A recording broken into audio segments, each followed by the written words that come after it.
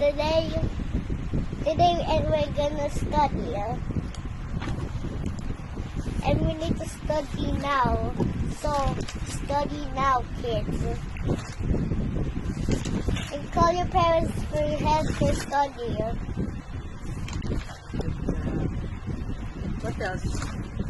What else you would like to tell them? Call your mom or your dad or your sister. And then?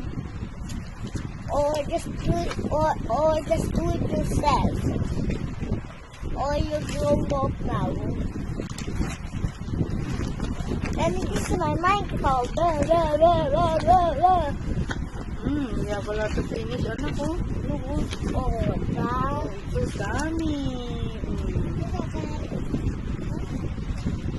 Study lang si Kuya. Okay. But don't use your phone on your iPad. Okay. Sorry. And then let's not do it now. Study now.